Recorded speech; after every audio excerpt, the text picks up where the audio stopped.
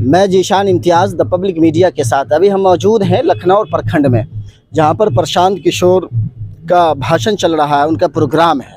उसी प्रोग्राम में हमेशा से साथ में चल रहे ये साहब, आप देख सकते हैं प्रशांत किशोर का भी ये कहना है कि जिस तरह से गांधी जी ने चंपारण की धरती से अपना यात्रा शुरू किया था, उसी तरह से पिछले साल जो है नवंबर के महीने में प्रशांत किशोर ने उसी चंपारण की धरती से अपना पैदल यात्रा शुरू किया था और लोगों से जगह जगह मिलते हैं, संवाद करते हैं। उन्हीं पैदल यात्रा में एक साहब हैं जो बिल्कुल गांधी जी के में अपना लिबास अपने तन पर चढ़ाए हुए हैं और इनका ये कहना है कि हम हमेशा से इसी लिबास में रहते हैं, अपने तन पर यही लिबास रखते हैं और चंपारण की धरती से लेकर के अभी मधुबनी की धरती पर प्रशांत किशोर के साथ ये साथ साथ चल रहे हैं। हम इनसे जानने की कोशिश करते हैं, इनसे बात करते हैं कि आखिर इनका मतलब और मकसद क्या है इस बिहार में पैदल यात्रा करने का। सबसे पहले आपका शुभ नाम? जी, मेरा नाम सूर्यावत्स है। चंपारण की धरती से ये यात्रा शुरू हुई है? जी, वहाँ से ही शुरू हुई है, जहाँ से राष्ट्रपिता महात्मा गांधी जी ने फिरंगियों अंग्रेजों के खिलाफ ये यात्रा की थी। वहीं से ये यात्रा जन स्वराज की यात्रा चल रही है।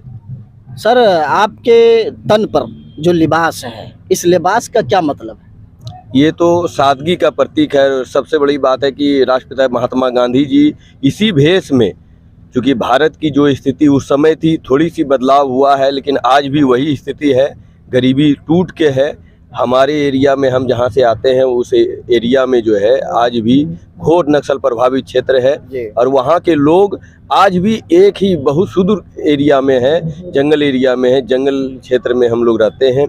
वहाँ पे आज भी लोग जो है एक ही कपड़ा में पहन के फिर उसको खींच के सुखा के फिर अदनंग होके फिर उसे पहनने का काम करते हैं। आज भी वही स्थिति है। इसीलिए उस ज़माने में जिस समय देश गुलाम था अंग्रेज़ों का, उस दौर में जिस वजह से गांधी जी ने कपड़े का त्याग किया, उसी स्थिति में, उसी देश में आज हम 15 वर्षों से, लगभग 15 वर्षों से हमने कपड़े का त्याग कर रखा है, सूट बूट का त्याग कर रखा है कि हमारे लोग जिस भेष में रहते हैं, हमारे किसान जिस भेष में रहते हैं, महिलाएं जिस भेष में रहती है। दिक्कत ये है कि हमारी महिलाएं जो भारत की संस्कृति है, जो भारत माता कहे जाते हैं, हम लोग माँ की रक्षा करते हैं। हमारी माता भी जो है एक ही कपड़े में अदनंग भेष में रहते हैं और इसलिए मैंने त्याग कर रखा है और पूरे जीवन मैं इसी भेष में बिताने का प्रण ले रखा हूँ। जब तक लोगों की स्थिति न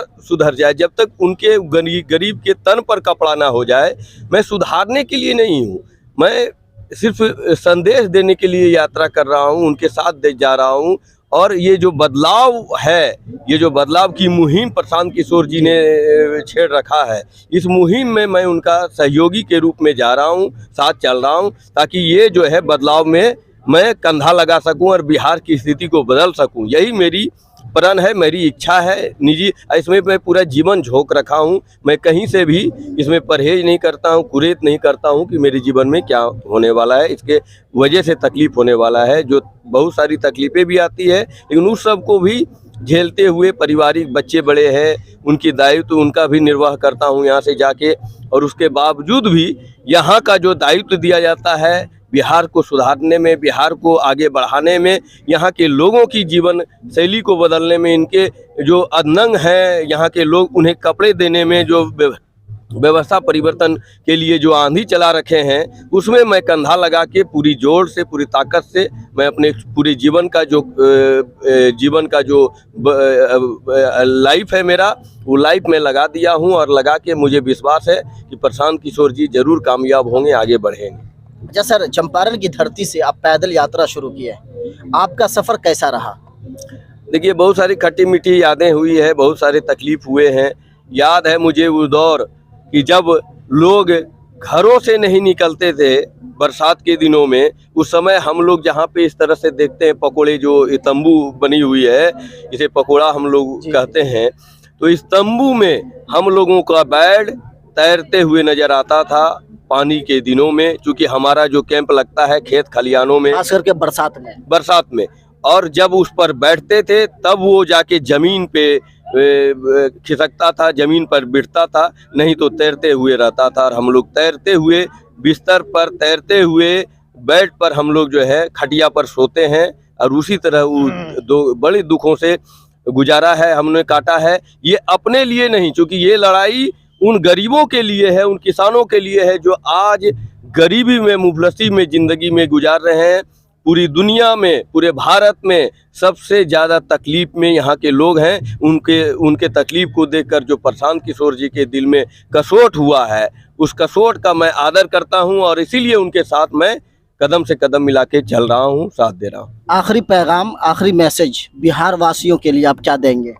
मैं तमाम बिहार वासियों से विनम्र निवेदन करता हूँ कि भाई इस सादगी भरे जीवन को मैं जी रहा हूँ और गांधी जी के भेष में अगर थोड़ी सी भी आपको गांधी जी का इज्जत करते हैं, सत्कार करते हैं, सम्मान करते हैं, तो ज़रूर ये बदलाव, चूँकि पूरे जीवन में आज प्रशांत किशोर ही नहीं बल्कि उनके साथ सैकड़ों लोग लगे हुए हैं। फिर इस तरह का मुहिम गांधी जी के बाद पहला मुहिम है। फिर ये मुहिम आपके जीवन को बदलने के लिए है। इसलिए मैं प्रार्थना करता हूँ, निवेदन करता हूँ कि आप लोग इस मुहिम से जुड़िए और इस तरह का अगर नहीं कीजिएगा तो फिर कोई भी हिम्मत नहीं कर पाएगा, क्योंकि पूरा जीवन लोग लगा रखा है। प्रशांत जी भी पूरी ताकत लगा रखे हैं, पूरी कमाई लगा रखे हैं, पूरा जीवन जोग जीत दिए हैं। उनके साथ सैकड़ों लोग अपना पूरा भविष्य दांव पर लगा रखे हैं आपके जीवन बदलने के लिए, आपके बच्चे के जीवन बदलने के लिए, आपके घर में रोजगार देने के लिए जो दूसरे राज्य में जाते हैं, आपके बच्चे को शिक्षित करने के लिए। इसलिए निवेदन है कि आप लोग इस मुहिम से जुड़िए और इस बदलाव को बदलने के लिए आप लोग कंधा लगाइए प्रशांत किशोर जी के साथ, जन स्वराज के साथ। यही निवेदन है, यही संदेश है मेरा। बहुत बहुत शुक्रिया आपका, आपसे बात करके बहुत अच्छा लगा। चलिए, धन्यवाद पत्रकार महोदय, बहुत बहुत मुझे भी खुशी हुई। मैं संदेश दिया पूरे बिहार के लोगों का, ये संदेश घर घर तक पहुंचे, ये आपसे कामना है और लोग इसमें समझें और बदलाव लाएं, यही विश्वास के साथ मैं दिया हूँ। धन्यवाद, शुक्रिया।